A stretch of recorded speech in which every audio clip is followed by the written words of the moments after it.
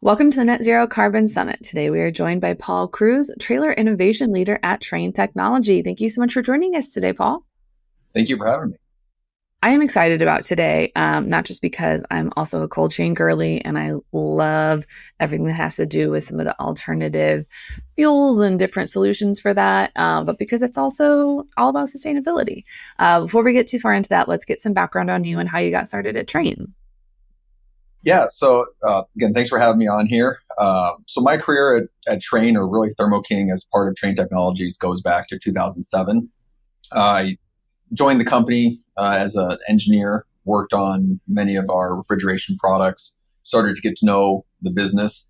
And then around 2013, 2014 is when I moved into product management role and really started to find my passion, not just in my career, but at the company in general. We developed the solar panels that go and charge not only our refrigeration unit batteries, but truck and tractor batteries. And as part of that, I really started to understand that I have a passion for the innovation side of things, but also really paired with the sustainability angle. So always trying to find that solution that is not only good for the environment, but good for the businesses, which, as you would know, increases the overall adoption of that. So since then, I've kind of dedicated my career and time to finding and furthering those innovations that make a difference in the transport industry. And that's led me to my current role as innovation leader, where I mostly focus on electrification, sustainability, really anything that helps the industry decarbonize. That's where I'm very comfortable living. So you're basically the guy that's got the solutions that helps the bottom line and the environment. And for that, I appreciate it. I deeply, deeply appreciate that. Absolutely. So one of the things that you guys have are kind of this hybridization approach between. So how does that hybridization kind of bridge the gap between diesel dependent systems and the zero emission solutions that you had talked about? Yeah, that's a really good question. Hybridization, I guess, without getting too deep into it, in the refrigerated transport space, it's really happening for the same reason that it's happening in the cars and trucks that you can buy, right, in the consumer space. Range anxiety is a real thing. I've been an EV driver for over a decade, and there have been some real times where I have actually wondered, am I going to make it to the next stop, or am I going to have to plug into someone's house and get a few miles? So I can definitely empathize with fleets that have a much bigger problem with, will I make it home with my tractor? But really, the bigger problem is with an electric refrigeration unit, for example. Am I going to make it through the day? My load hold?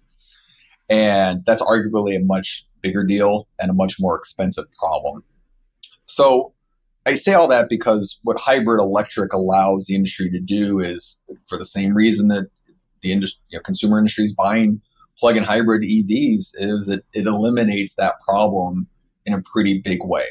It allows fleets to dip their toes or their ankles or up to their knees into, the EV space, and to really decarbonizing their fleet without really ultimately risking load losses and operational disruptions that can have big impacts, not just their bottom line, but to their customers and ultimately to us as consumers if loads get lost or food gets more expensive because you're unable to deliver it. And really, at the end of the day, the goal isn't to just always keep this engine there. It's to let everyone get used to it. And I would say after a few years, I would hope that fleets start to notice they're using that engine less and less as a training wheel. And eventually they take the training wheels off and they go to an all electric engineless architecture. So hybridization is definitely an interim step, but solves a lot of the major problems that could keep fleets from even dipping their toes into the water.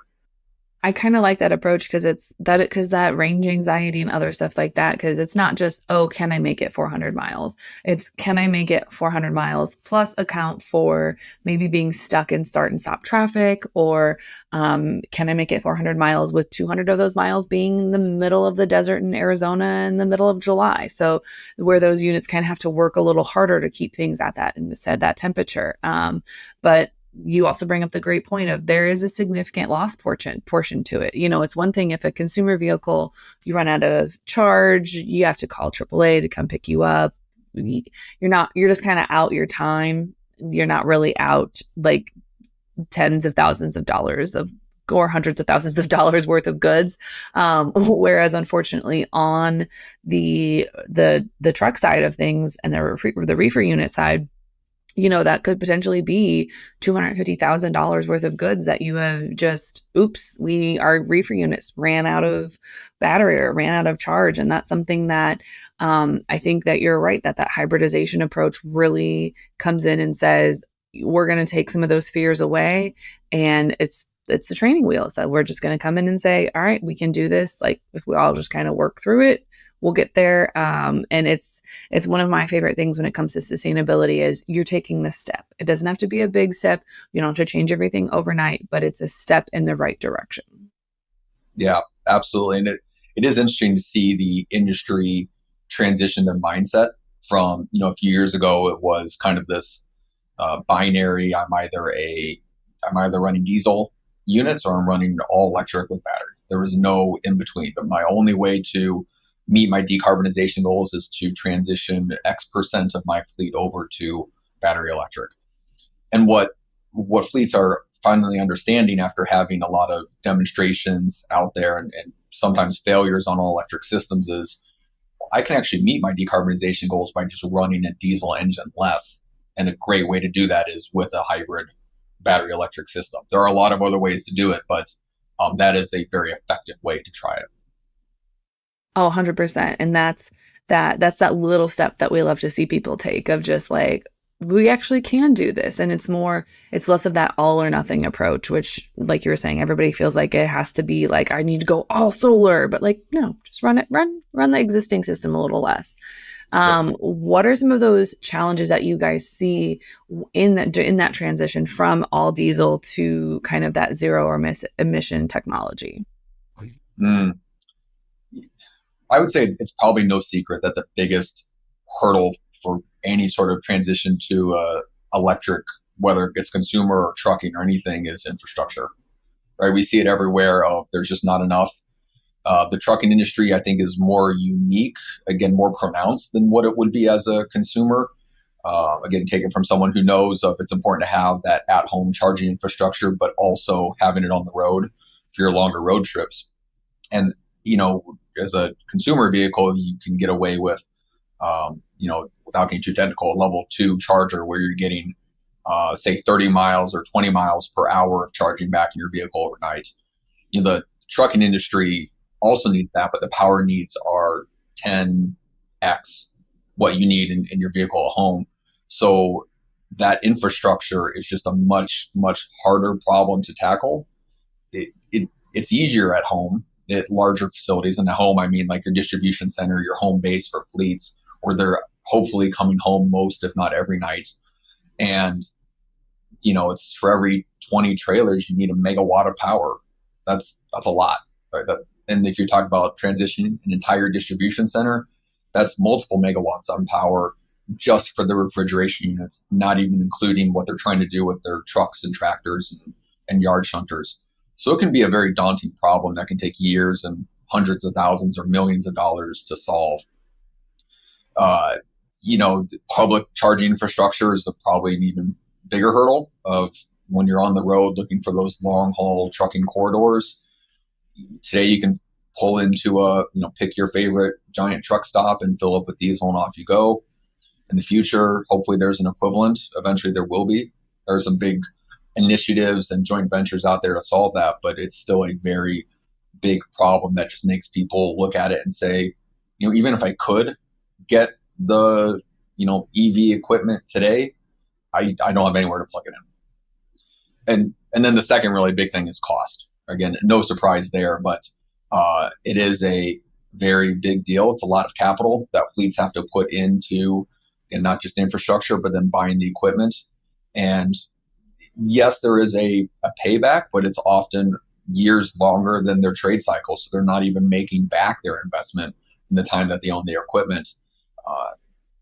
Now, it's not all doom and gloom. Both of those things, amongst all the other little issues are getting better every year. There's less and less of that barrier there, but that is probably the biggest reason things are taking much longer than people have expected, and also why they will continue to take longer than people are probably hoping for. I think I think that the down trucking market and the fact that not everyone's printing money like they were a few years ago, I think that's definitely also contributing to it, because nobody really wants to say, well, times are tight. We're barely kind of making our costs. Let's go ahead and spend a couple $1 million on all of this. But the national electric infrastructure, I'm fully on board with that. I think that as soon as we get that kind of beefed up, where it's as common to find a electric charging station as it is a truck stop, I think that's when we'll really kind of start to see the tide turn. Mm-hmm. So that we have time for one more question, but what do you think, like, how long do you think it will take the industry to transition to, I don't want to say complete zero emission, because I don't know that we'll ever see that, but like not like 80% zero emission? How long do you think that'll take? I'm glad you didn't say complete, because I would agree that someday we'll get there. It probably won't be in our lifetime, but someday. I think to get to the 80% mark, it's probably a race between that or having people on Mars, to be honest. And it's not entirely in jest, because if I've learned anything from someone who was very bullish on this, 5 years ago, I have now come to really understand from the challenges we talked about, it is going to take significantly longer than people expect. I think a lot of that is owed to there are easy pickings in terms of transitioning over to zero emission, and that tends to create a lot of hype, a lot of excitement. People look at the news and say, look at what this fleet did to transition a large percent of their fleet over, and they take that use case that's probably a lot easier to do that and apply it to the rest of the industry. And that's a mistake, because you very quickly get into applications where it is significantly harder to do that, and those are the applications that are going to take many more years to solve. And it's not just a technology thing. It's really, there's a lot of areas where they don't care or they don't need to. And so it's really a combination of the technology has to mature more, certainly, but you also need the incentive, and whether that's regulatory or what I would hope would be more of just the financial, like it's a no-brainer that you buy zero emission setup and your payback is much quicker than on a diesel. That's where we start to really see that turnover. But even then, there's going to be the laggards that want their tried and true diesel setup, and it's worked for them forever. And why would they stop? So if you wanted me to put a date on it, I would say that 80% mark is somewhere around 2040, maybe 2045, and it's probably going to be longer than that. But that's my estimate. I unfortunately have to agree with you, as much as I would love to say, oh, in 20 years we'll have 80% and like it'll be great. I don't think so. I originally, when I first started dabbling into sustainability, I was like, oh, this is great, we can get it done quickly. And then the more I started learning, the more I was like, wow, this is literally a measure of baby steps. Like this is just a measure of baby steps. Because like you were saying, like in some areas, in some specific applications, we are waiting for that technology to catch up. And when I think of that, I think of something straight off the bat, like, your heavy hauls, because the way that you use your electric battery on your truck for hauling 40,000 pounds of dry goods versus maybe a 60,000 pound tractor, it's obviously going to use your battery differently. There's going to be different wear.